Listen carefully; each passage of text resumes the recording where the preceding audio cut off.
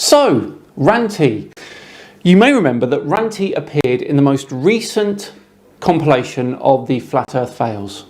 In that video, I highlighted Arctic Reflections, who debunked Ranty quite nicely. However, in the interest of honesty, it appears that on that occasion, Arctic Reflections was actually incorrect. What a bummer. Sorry about that. No, what you have here is Scimandan passing the buck. Arctic Reflections was indeed the one who screwed up, several times. However, it was you, Scimandan, who decided to include his work in your own video titled Flat Earth Fails 16. You rehashed his content, but in doing so, made it your own piece of work. It was actually now your claim and not just his. So why are you throwing him under the bus and not taking any of the blame for yourself? Could it be that you are putting very little research and effort into your videos? I would say it is. Your content has quite honestly always sucked. You can't even Coriolis, mate. You struggle with basic integrity. You even doubled down on the claims made by Arctic Reflections in your video titled Can a Lighthouse Flatten the Globe? You know, the video where you spent more time advertising your sponsor than in attempting to debunk Level Earth Observer. In fact, the quote-unquote debunk was so bad, so ill thought out and so terrible, I just decided to play your entire debunk. Take a listen. Right, Ranty, right, here we go.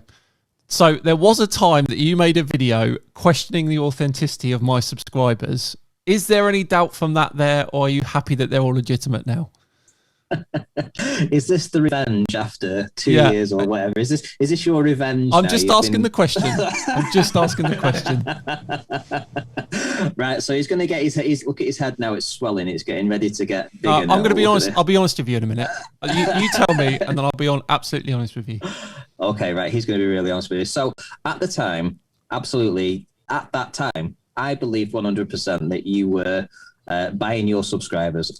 So when I released that was absolutely true. But then I saw the metrics. I mean, I saw how many people you were getting watching your streams. I saw how many people you were getting interacting on your comment sections and things like that. And, you know, so originally the first couple of weeks, then it became quite clear for me, at least anyway, that, you know, maybe you're getting a big bump up the algorithm with the YouTube stars over there, and you got a leg up for sure. I definitely got a leg up, and we joke about it now. I say how lucky I was. I think it was number 7 on trending on that weekend, the gate video.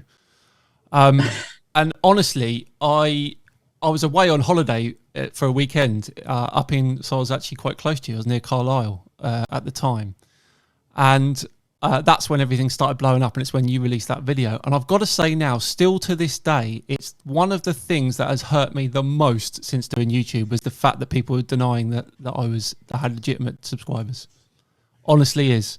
And right. I was saying to my wife, I can't believe these people are doubting that I wouldn't buy subscribers. I don't even know how to do it. And like everyone was piling in on it. And I was like, I was really gutted that people thought it. Honestly, I was. Well, let me tell you this, and if you've been honest with me, I'll be honest with you. I wanted you to have that pain because I bet you did.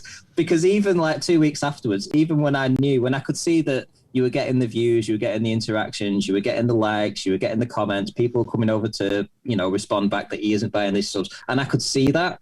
Even though that I still wanted you to feel, I wanted you to suffer for getting all those subscribers when measly old flat earthers was struggling along, getting 1 or 2 every day, and here he comes and he's getting thousands every day. Yeah. So it wasn't fair. And I get that. Okay, I wanted you to suffer. Last question on that: when was the last time you had a comment saying that they were a real subscriber? Oh crikey, I don't know. Oh no, you haven't got the channel anymore, have you? No, because what happened? Yeah, back in, crikey, it would have been July or August of last year. So I handed the reins to Brandon to look after the show for a time, expecting to literally come back at some time. I was burnt out, mate. I was burnt out with all the Flat Earth. And then I had some time away, and I realised I quite liked it. I liked putting on Netflix, and I liked just waking up and not thinking about Flat Earth. I enjoyed that time, and it was very clear to me very soon that I just thought, I don't want to go back and do all that. No, my mind was just taken away from that situation for a time, and it allowed me to semi-break free.